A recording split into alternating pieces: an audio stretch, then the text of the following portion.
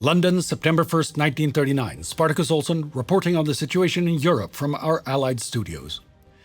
The European war that we have feared is upon us. As I speak, Poland is under full-scale invasion by an avalanche of German panzers, infantry, artillery, warplanes, and ships.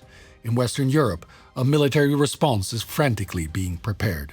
To the east, the Soviet Union, now allied to Nazi Germany, stays silent, biding its time, presumably preparing for its attack on Poland and possibly the Baltic states. Together with the war that still rages in China and the recent sudden escalation in the conflict between the Mongol-USSR alliance and Japan, it means that a Second World War has broken out. Tonight, we look back at 2 months when the death of democracy was followed by the death of diplomacy, and finally, the birth of armed conflicts that threaten to engulf the world for years to come.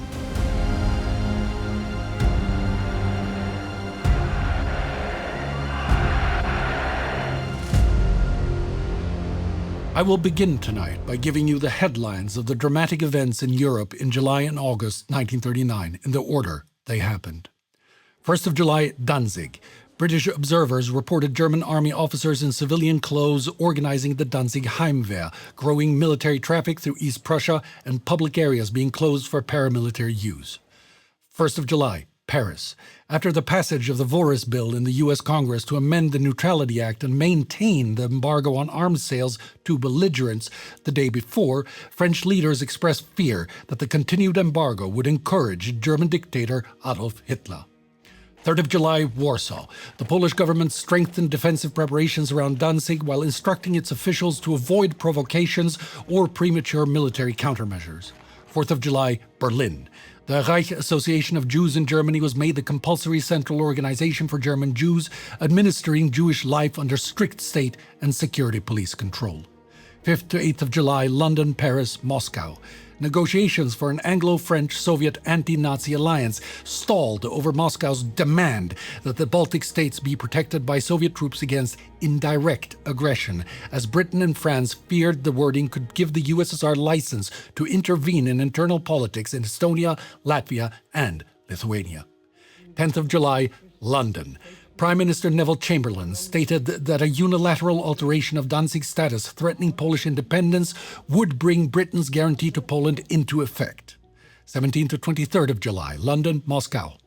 Britain accepted the principle of an Anglo-French-Soviet military convention and simultaneous political and military agreements, but the dispute over indirect aggression remained. Soviet Foreign Minister Vyacheslav Molotov insisted that military talks begin before the political treaty is completed. London and Paris eventually responded by sending military negotiators by slow boat to Moscow. 19th to 25th of July, Danzig. Despite temporary conciliatory statements, additional men, weapons, and materiel continued to arrive in Danzig. Poland refrained from an immediate counter-mobilization.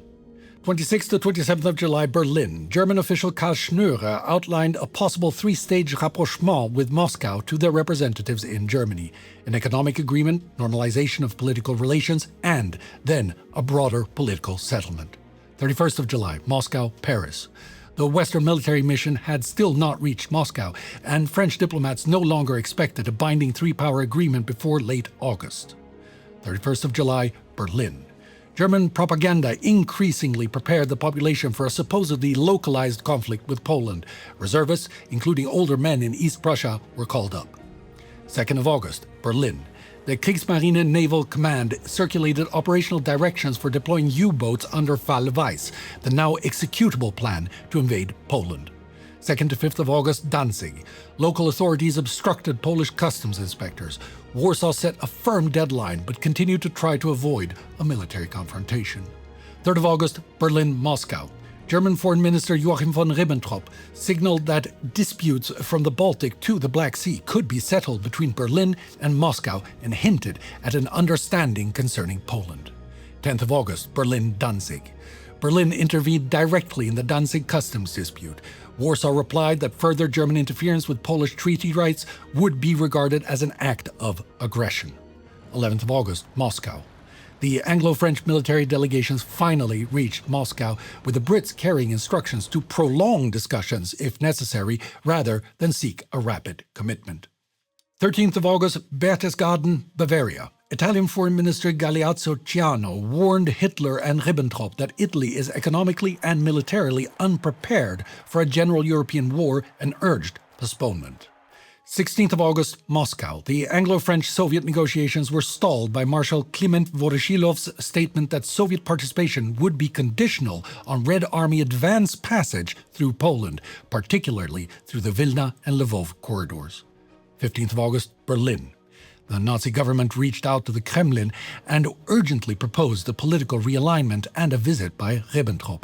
Molotov responded favorably and requested concrete discussions of a non-aggression pact. 19th of August, Moscow. Molotov formally handed the German envoy to Moscow a Soviet draft for a non-aggression pact. 20th of August, Berlin. Germany and the Soviet Union signed a major economic and credit agreement. 20th of August, Warsaw. France's pressure on the Polish government to accept Soviet military transit ended with Poland's refusal to authorize the Red Army's entry in advance of a conflict, leaving France, Britain, and the USSR without an executable joint war plan. The Baltic guarantee dispute and wider mutual distrust also remained unresolved. 20th to 21st of August, Berlin, Moscow. Hitler urgently asked Soviet de facto dictator Stalin to receive Ribbentrop in Moscow. Stalin agreed, and the announcement of Ribbentrop's visit effectively destroyed the remaining prospect of an Anglo-French-Soviet alliance. 22nd of August, Berchtesgaden, Bavaria. Hitler received the German military leadership at his mountain retreat and informed them that military action against Poland had been firmly decided and would entail the destruction of Poland, not merely the settlement of the Danzig dispute. 22nd of August, London, Paris. Chamberlain warned that the developing German-Soviet agreement would not alter Britain's obligations to Poland. France called up additional reservists, moved troops towards the German frontier, and placed its fleet on a war footing. 23rd of August, Moscow. Germany and the USSR signed the Molotov-Ribbentrop Pact. We are informed that it contains a secret protocol that establishes a geopolitical alliance with grounds for parallel military aggression, divides Eastern Europe into spheres of influence, and anticipates the partition of Poland approximately along the Narew-Vistula-San line. 23rd and 24th of August, Brussels, the Vatican. Belgium's King Leopold III, speaking for the Oslo Group, and Pope Pius XII issued parallel appeals for negotiation and restraint. 24th of August, Washington. Roosevelt appealed separately to Hitler and Polish President Ignacy Muczycki to suspend hostile actions and use direct negotiation, arbitration, or international conciliation. 24th of August, London. Parliament was recalled to session, and emergency legislation gave the government extensive powers over civil defense, transport, industry, and public administration. 25th of August, London, Warsaw. The Anglo-Polish Mutual Assistance Agreement was signed, converting Britain's earlier unilateral guarantee into a formal bilateral commitment. 25th of August, Warsaw, Washington. Poland accepted Roosevelt's proposed peaceful settlement procedure. Roosevelt sent Hitler a second appeal pointing to the Polish response. 25th of August, Rome, Berlin. Mussolini informed Hitler that Italy cannot participate in a general war without enormous immediate deliveries of materiel. Following this warning and news of the Anglo-Polish Treaty, Hitler revoked his current attack order scheduled for 26th of August. 27th of August, Berlin. Decrees introducing rationing and purchase permit controls for essential foodstuffs and consumer goods. Ration cards began reaching German households. 28th of August, London. Chamberlain's cabinet proposed direct German-Polish negotiations, protection of Poland's vital interests, and an international guarantee of any resulting settlement. 29th of August, Berlin. Hitler nominally accepted British mediation, but demanded the arrival of a fully empowered Polish representative in Berlin by the following day, an exceptionally short deadline that Britain called impracticable. 29th to 30th of August, Warsaw. Polish general mobilization was ordered, but briefly postponed at British and French urging, intended to preserve negotiations but producing confusion in Polish military preparations. 30th of August, Berlin. Hitler established the Ministerial Council for the Defense of the Reich, empowered to direct administration and the economy, and to issue decrees with the force of law. That night, Ribbentrop rapidly read 16 German demands to the British ambassador Neville Henderson, but refused to provide him with a copy, arguing that no Polish plenipotentiary had arrived. 31st of August, Berlin. Poland formally confirmed its readiness for direct negotiations, and Ambassador Józef Lipski sought contact without plenipotentiary powers. Germany nevertheless declared negotiations exhausted and broadcast the 16 proposals as though Poland had rejected them. 31st of August, midday, Hitler issued the final top-secret order implementing Fall Weiss. 31st of August, Gleiwitz, near the German-Polish border. SS personnel staged a supposed Polish attack on the Gleiwitz radio station and other fabricated border incidents. During these fateful months, the mood in the Nazi Party leadership was fractured between fear of facing too many enemies, fatalism at the path of no return they were on, and anxious expectation as the warmongers finally saw the poisonous fruits of their 6 years of machinations ripen and were opened to release their noxious fumes of death and destruction. On August 22nd, at the Berghof, Hitler expressed anxiety that his plans would once again be thwarted by diplomacy, telling his top officers that he feared that, at the last moment, some swine or other will yet submit to me a plan for mediation. During the same conference, he fatalistically justified his haste to begin the war by tying it to his own life and person. Essentially, all depends on me, on my existence, because of my political talents. Furthermore, the fact that probably no one will ever again have the confidence of the whole German people as I have, there will probably never again in the future be a man with more authority than I have. My existence is therefore a factor of great value, but I can be eliminated at any time by a criminal or a lunatic. After adding Mussolini's person to the prerequisites for war, he concluded that all these favorable circumstances will no longer prevail in 2 or 3 years' time. No one knows how much longer I shall live. Therefore, better a conflict now. No surprise, then, that when Il Duce turned down Italy's participation in Germany's aggression on Poland, the Führer is reported to have been beset by a fit of fury and cancelled his attack orders for August 26, later reissuing them for September 1st. Head of the SS Heinrich Himmler, who was instrumental in orchestrating the false flag operations that launched the war, is said to have been most enthusiastic about the coming conflict. In the attack on Poland, he is said to see the fulfillment of his dreams of racial dominance and visions of a greater Germany, framing it as a quasi-religious fulfillment of the German race's historical destiny. His henchman, Reinhard Heydrich, tasked with exporting the Nazi terror machine alongside the military war, is reported by German Army Quartermaster Edward Wagner to have been cold, calculating, inscrutable, and efficiently dedicated to his murderous task. This stood in stark contrast to the head of the Luftwaffe and top echelon Nazi, Hermann Göring, who we are told was highly anxious about getting embroiled in a greater European conflict. We are told that he believed the German economy needed consolidation before war was declared. In July, he absented himself from Berlin and went on a long vacation on his motor yacht. He spent a good portion of August trying to secure a diplomatic solution to keep Britain and France out of a war through overtures by his friend, the Swedish businessman Birger Dalarus.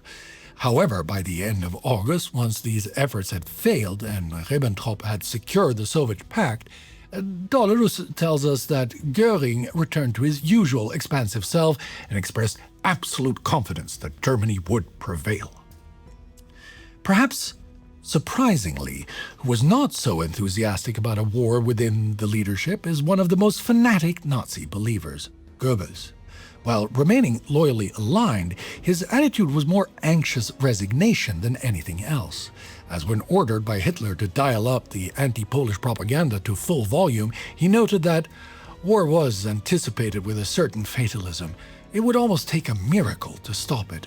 If it has become necessary, then the sooner the better. Only when he was informed of the pact with the Soviets did he express a certain relief. We're on top again. Now we can sleep more easily. Significantly, he is said to have shared Göring's anxiety for a wider war that would be beyond Germany's capacity, while noting that Hitler lived in the conviction that it would not come, remaining convinced that Britain and France would at most engage in a phony war. Conversely, we are told that the mood in the top echelons of the Wehrmacht was predominantly compliant with Hitler's plans and ready to attack Poland, accompanied by an underlying fatalism with only isolated pockets of outright opposition. Insiders tells us that the Chief of General Staff Franz Halder aligned with Hitler's desire to smash Poland and is said to have relished the prospect of easy and rapid victory. However, some reports indicate that he may have been driven by fatalism and a belief that Hitler was bluffing and wouldn't risk a world war. General Wilhelm Keitel, chief of the OKW, also fully supported Hitler and is said to have scoffed at warnings of a wider conflict, claiming Britain and France were too decadent to fight. At the major military conferences on August 14th and August 22nd, no generals raised their voices to question Hitler's course or his decision to go to war. General Georg Thomas, head of the OKW's Economic and Armaments Branch, was one of the few to openly challenge the leadership. In mid-August, he read a memorandum to Keitel arguing that a quick war was an illusion and that Germany lacked the food and raw materials to survive the world war that an attack on Poland would unleash. The small anti-Nazi opposition within the armed forces was largely silent, but we hear that Admiral Wilhelm Canaris, head of military intelligence, the Abwehr, and his circle were deeply opposed to the conflict, with Canaris despairingly telling a colleague on August 31st, "This means the end of Germany." Our sources indicate that former Chief of Staff General Ludwig Beck remains the acknowledged leader of the anti-Nazi conspirators and that he wrote several letters to Chief of the OKH, Walter von Brauchitsch, who was briefly involved in the coup plans and opposition to the annexations of 1938, urging him to act against Hitler, which we understand to have gone unheeded. Meanwhile, the prevailing public sentiment among Germans was one of intense unease and a profound fear of impending war, a stark reversal from the hurrah patriotism that had swept parts of the country in August 1914. Many, perhaps most Germans, still supported the government's aim of reclaiming Danzig and the Polish corridor, but they did so with a desperate hope that these ambitions might be realized without recourse to arms. This widespread conviction was succinctly captured by a local official in Ebermannstadt. The answer to the question of how the problem Danzig and the corridor is to be solved is still the same among the general public. Incorporation in the Reich? Yes. Through war? No. As the situation escalated rapidly in the final days of August, a sense of dread settled heavily over the country. American correspondent William Shirer noted yesterday, August 31st, that everybody is against the war. People are even talking that way openly. How can a country go into a major war with a population so dead against it?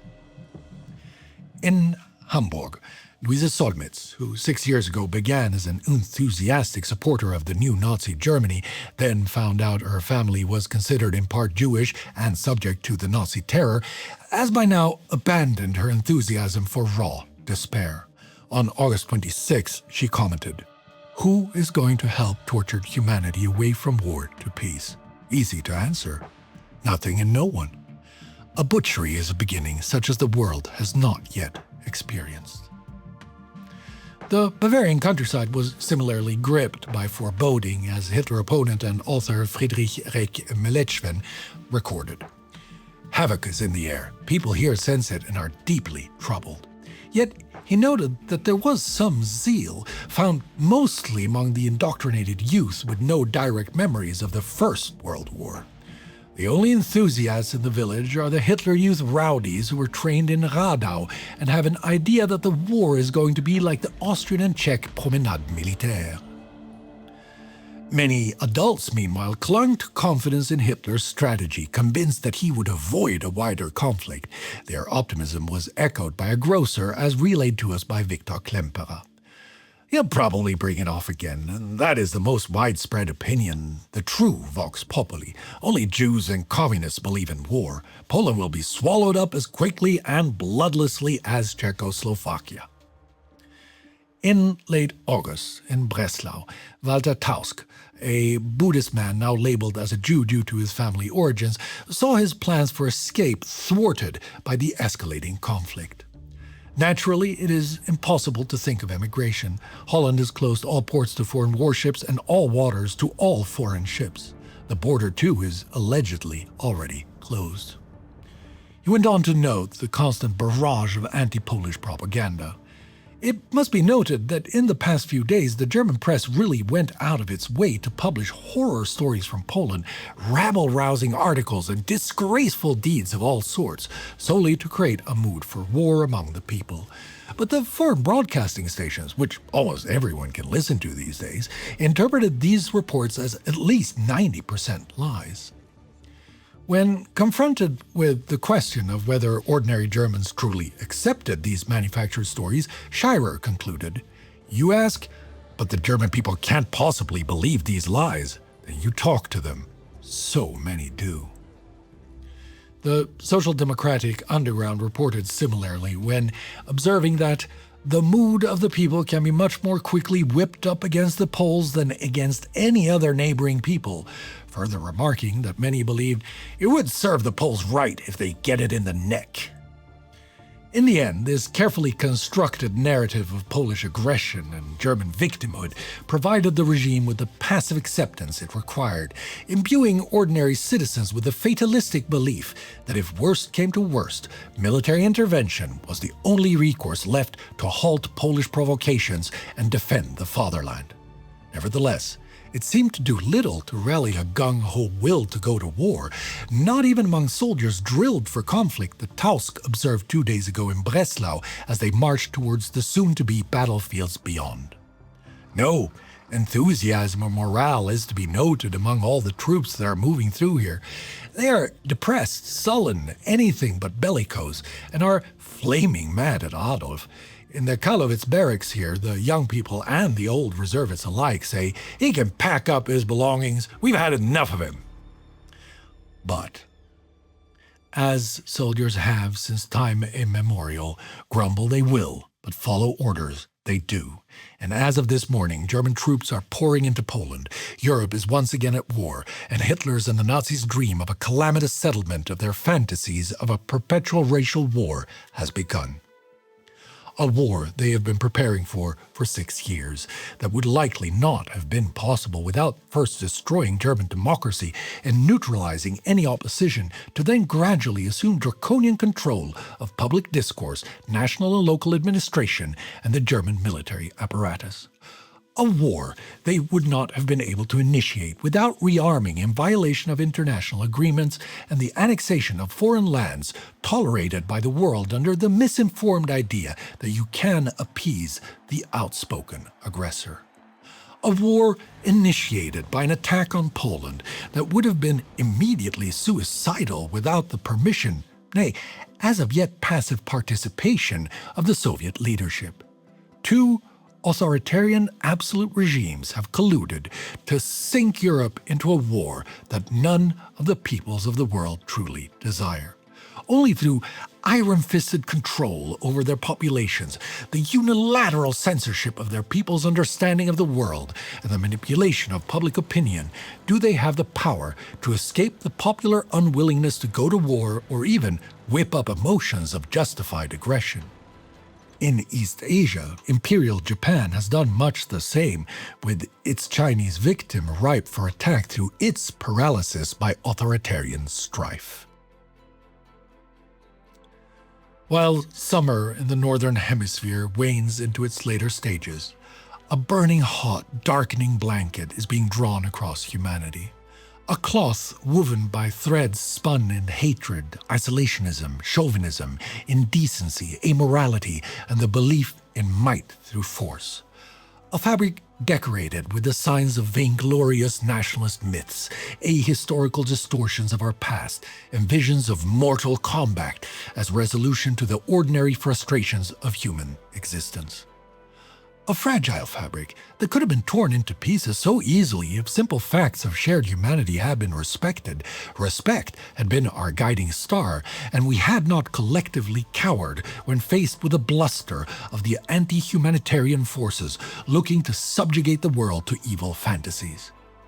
Tonight, as humanity readies itself for the battle that has been thrust upon it, let us hope that the opponents to tyranny enter the fray armed with the weapons of freedom, equality, mutual respect, coexistence, and humanitarian zeal.